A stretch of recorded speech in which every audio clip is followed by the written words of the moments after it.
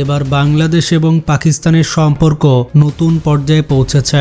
বাংলাদেশকে পরমাণু সুরক্ষা দিবে পাকিস্তান। বাংলাদেশের দিকে যদি কেউ চোখ তুলে তাকায় তাহলে পাকিস্তান তাদের পরমাণু বোমা দিয়ে বাংলাদেশকে সুরক্ষা দিবে। এইরকমই একটি চুক্তি পাকিস্তানের সাথে সৌদি আরবের হয়েছে, যেখানে সৌদি আরবের উপরে কোনো দেশ হামলা করলে পাকিস্তান সৌদি আরবের হয়ে লড়াই করবে। মানে সৌদি আরবের উপরে কোনো দেশ আক্রমণ করলে সেটিকে পাকিস্তানের ওপরে আক্রমণ হিসেবে গণ্য করা হবে। আবার পাকিস্তানের ওপরে আক্রমণ করলে সেটিও সৌদি আরবের ওপরে আক্রমণের সমান বলে বিবেচিত হবে। এর মানে হচ্ছে যদি ভারত পাকিস্তানে হামলা চালায় তাহলে সৌদি আরব পাকিস্তানের পক্ষে যুদ্ধে নামবে, আবার পাকিস্তান ও সৌদির পক্ষে যুদ্ধ করবে। এই চুক্তিতে একটি অলিখিত এবং গুরুত্বপূর্ণ ধারা রয়েছে, সেটি হচ্ছে পাকিস্তানের পরমাণু অস্ত্রের সুরক্ষা ছাতার আওতায় সৌদি আরবকে রাখা। মানে সৌদি আরবের ওপর কোনো পারমাণবিক হামলা হলে পাকিস্তান পাল্টা পারমাণবিক হামলা চালাবে আক্রমণকারী দেশের বিরুদ্ধে। বিশেষজ্ঞরা বলছেন এই স্ট্র্যাটেজিক মিউচুয়াল ডিফেন্স এগ্রিমেন্টের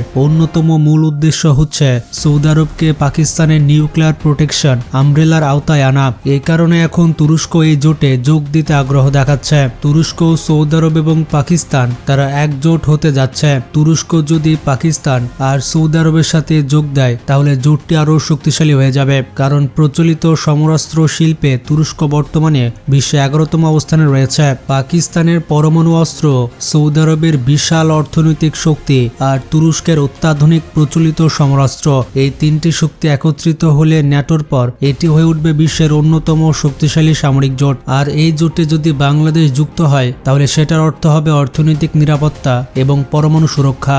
বাংলাদেশ যদি পরমাণু সুরক্ষা পায় তাহলে ভারতের সামরিক আগ্রাসনের হুমকি প্রায় 95% পর্যন্ত কমে যাবে। পাশাপাশি ট্র্যাডিশনাল সামরিক শক্তির দিক থেকেও বাংলাদেশের অবস্থান নাটকীয়ভাবে বদলাবে। কিন্তু প্রশ্নটি হচ্ছে এই জোটে যোগ দিলে বাংলাদেশের সামরিক অবস্থান কোথায় গিয়ে দাঁড়াবে? দেখুন বন্ধুরা, ভারত বরাবরই চায় বাংলাদেশ সামরিক, রাজনৈতিক এবং অর্থনৈতিকভাবে একা থাকুক, কারণ বন্ধুহীন একটি দেশকে চাপে রাখা এবং নিয়ন্ত্রণ করা অনেক সহজ। এটি মূলত শিয়ালের নীতি। ভারতের রাষ্ট্রীয় নীতির একটি গুরুত্বপূর্ণ স্তম্ভ হচ্ছে দক্ষিণ এশিয়ার দেশগুলোকে, বিশেষ করে মুসলিম দেশগুলোকে বিচ্ছিন্ন রাখা। শেখ হাসিনার সরকারের সময় দিল্লির প্রভাব ব্যবহার করে বাংলাদেশের বহু দ্বিপাক্ষিক সম্পর্ক নষ্ট করা হয়েছিল। তবে সেই অধ্যায়ের পতনের পর এখন কূটনৈতিক ও সামরিক সম্পর্ক পুনর্গঠন করা হচ্ছে।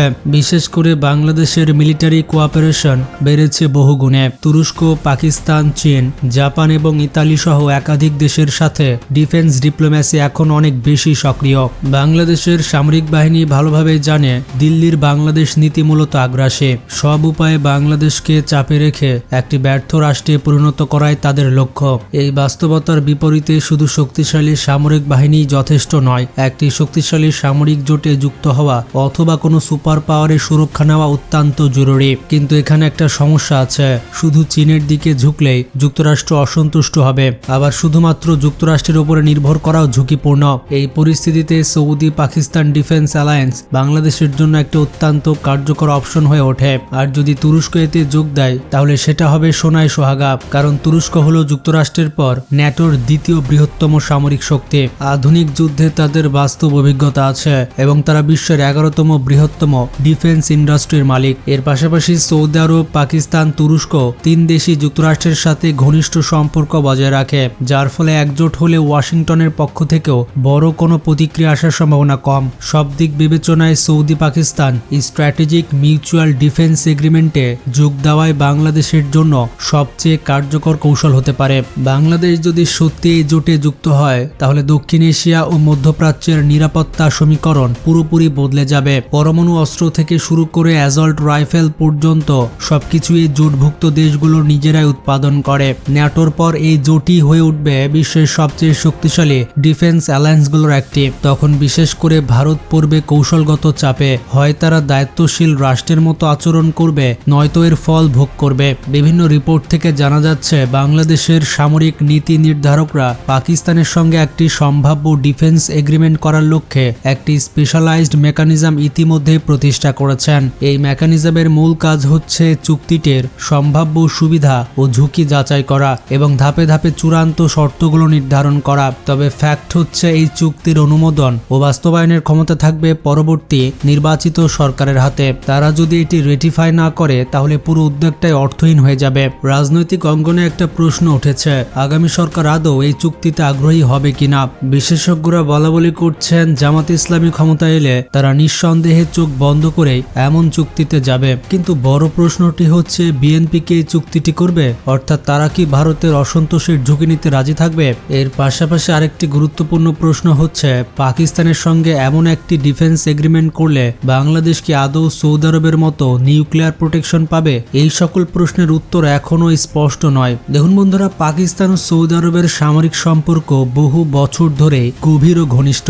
দ্বিপাক্ষিক সামরিক প্রশিক্ষণ বিনিময়, যৌথ সামরিক মহড়া এবং সৌদি আরবের গুরুত্বপূর্ণ স্থাপনার নিরাপত্তা নিশ্চিত করার কাজে পাকিস্তান দীর্ঘদিন ধরে যুক্ত আছে। দুই দেশের মধ্যে গোয়েন্দা তথ্য বিনিময় এবং ইন্টেলিজেন্স শেয়ারিংও নিয়মিত হয়ে থাকে। এই বিদ্যমান সম্পর্ককেই একটি আনুষ্ঠানিক ও প্রাতিষ্ঠানিক কাঠামো দেওয়া হচ্ছে এই স্ট্র্যাটেজিক মিউচুয়াল ডিফেন্স এগ্রিমেন্টের মাধ্যমে। পাকিস্তান এবং সৌদি আরবের মধ্যে এই চুক্তিটি সম্পন্ন হয় 2025 সালের 17 সেপ্টেম্বর। এর প্রথম এবং সবথেকে গুরুত্বপূর্ণ ধারা হচ্ছে কালেকটিভ ডিফেন্স কমিটমেন্ট, অর্থাৎ দুই দেশের যে কোনো একটি আক্রান্ত হলে সেটিকে উভয় দেশের ওপর আক্রমণ হিসেবে গণ্য করা হবে এবং তারা যৌথভাবে সেই আক্রমণ প্রতিহত করবে। পুরো চুক্তিটি এই নীতির উপরে দাঁড়িয়ে আছে। চুক্তির আওতায় দুই দেশ যৌথ সামরিক কাঠামো গড়ে তুলবে। এর মধ্যে রয়েছে সার্বক্ষণিক সামরিক যোগাযোগ এবং সমন্বয়, যৌথ সামরিক পরিকল্পনা এবং শক্তিশালী ডিটারেন্স বা প্রতিরোধ ক্ষমতা তৈরি করা,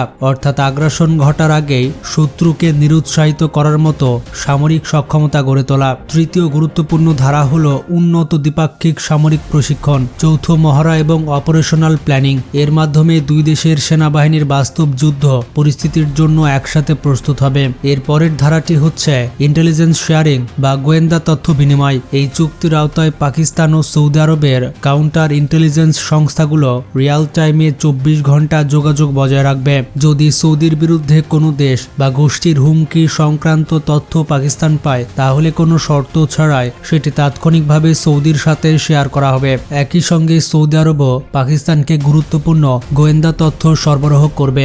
এর ফলে সম্ভাব্য হামলার আগে প্রস্তুতি নেওয়া অনেক সহজ হয়ে যাবে। চতুর্থ বড় ধারাটি হচ্ছে যৌথভাবে সামরিক প্রযুক্তি উন্নয়ন ও সমরাস্ত্র উৎপাদন। পাকিস্তানের কাছে রয়েছে অত্যাধুনিক সামরিক প্রযুক্তি, intermediate range ballistic missile, stand off cruise missile, antiship missile, precision guided munition, artillery shell, tank, APC, যুদ্ধজাহাজ, submarine, fighter jet, combat drone, loitering munition, rifle ও কামান সহ প্রায় সব ধরনের সমরাস্ত্র উৎপাদনের সক্ষমতা। পাকিস্তানের মূল সীমাবদ্ধতা প্রযুক্তিতে নয়, বরং পর্যাপ্ত বিনিয়োগ। সৌদি আরব এই খাতে বিনিয়োগ করবে এবং পাকিস্তান উৎপাদন করবে। পাশাপাশি যৌথভাবে নতুন ডিফেন্স টেকনোলজি ডেভেলপ করা হবে, যা নিজেদের ব্যবহারের পাশাপাশি বিদেশেও রপ্তানি করা হবে। পঞ্চম ধারাটি হচ্ছে রিজিওনাল ও স্ট্র্যাটেজিক ডিটারেন্স, অর্থাৎ মধ্যপ্রাচ্যে সৌদি আরব এবং দক্ষিণ এশিয়ায় পাকিস্তানের বিরুদ্ধে যে কোনো সামরিক আগ্রাসন ঠেকাতে যৌথভাবে কূটনৈতিক, অর্থনৈতিক ও রাজনৈতিক শক্তি তৈরি করা, একটি ন্যাটো টাইপ কাঠামোর মতো। সর্বশেষ এবং সবথেকে গুরুত্বপূর্ণ বিষয়টি হচ্ছে, যদি সৌদি আরব আক্রান্ত হয় তাহলে পাকিস্তান শুধু অস্ত্র বা লজিস্টিক সাপোর্ট দেবে না, বরং পাকিস্তানি সেনাবাহিনী সরাসরি আগ্রাসী দেশের বিরুদ্ধে যুদ্ধে নামবে। একইভাবে পাকিস্তান আক্রান্ত হলে সৌদি আরবও সরাসরি সামরিকভাবে যুক্ত হবে। এই ধারার ভিত্তিতে নিরাপত্তা বিশ্লেষকরা মনে করেন পাকিস্তান কার্যত সৌদি আরবকে নিউক্লিয়ার প্রোটেকশন দিয়ে রেখেছে, যদিও সেটা প্রকাশ্যে বলা হয় না। সাম্প্রতিক সময়ে মধ্যপ্রাচ্য, দক্ষিণ এশিয়ার ভূ রাজনীতিতে একটি গুরুত্বপূর্ণ আলোচনার সামনে এসেছে। বিভিন্ন আন্তর্জাতিক বিশ্লেষকদের মতে সৌদি আরব ও পাকিস্তানের মধ্যে এমন একটি কৌশলগত প্রতিরক্ষা বোঝাপড়া হয়েছে যার একটি বড় অংশ এখনো প্রকাশ পায়নি। প্রকাশিত তথ্যগুলো সরাসরি নিউক্লিয়ার প্রতিরক্ষা শব্দটি ব্যবহার না হলেও বেশিরভাগ ইঙ্গিত থেকে বোঝা যায় যে সৌদি আরব একটি নিউক্লিয়ার প্রোটেকশন আমব্রেলা চাচ্ছে। তো এই প্রেক্ষাপটে প্রশ্ন উঠছে, বাংলাদেশ কি ভবিষ্যতে এমন কোনো প্রতিরক্ষা কাঠামোর অংশ হতে পারে? থিওরিটিক্যাল ভাবে উত্তরটি হচ্ছে সম্ভাবনা একেবারেই উড়িয়ে দেওয়া যায় না, তবে বাস্তবে এটি অত্যন্ত জটিল এবং এর জন্য বাংলাদেশের সামরিক সক্ষমতা, কূটনৈতিক অবস্থান ও রাষ্ট্র পরিচালনার কাঠামো সক্ষমতে বড় ধরনের পরিবর্তন ও স্বচ্ছতা প্রয়োজন হবে। এ ধরনের উচ্চমাত্রার প্রতিরক্ষা চুক্তির ক্ষেত্রে সবচেয়ে গুরুত্বপূর্ণ বিষয় হচ্ছে রাষ্ট্রের অভ্যন্তরের নিরাপত্তা ও তথ্য সুরক্ষার ব্যবস্থা, কারণ নিউক্লিয়ার বা কৌশলগত প্রতিরক্ষা সহযোগিতার সঙ্গে জড়িত থাকে অত্যন্ত সংবেদনশীল প্রযুক্তিগত গোয়েন্দা তথ্য, যার ফলে যে কোনো দেশের জন্য শক্তিশালী ও পেশাদার ইন্টেলিজেন্স নেটওয়ার্ক থাকা অপরিহার্য।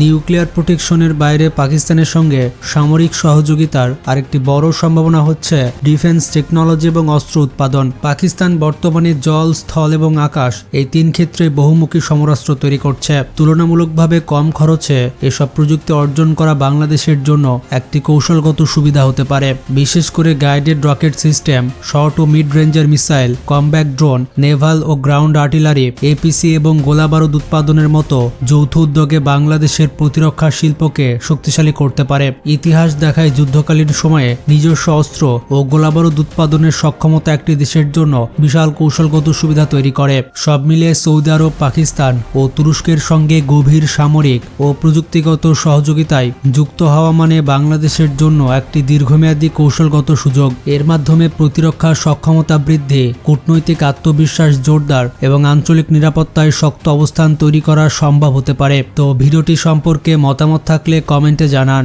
আর ভালো লাগলে শেয়ার করতে পারেন।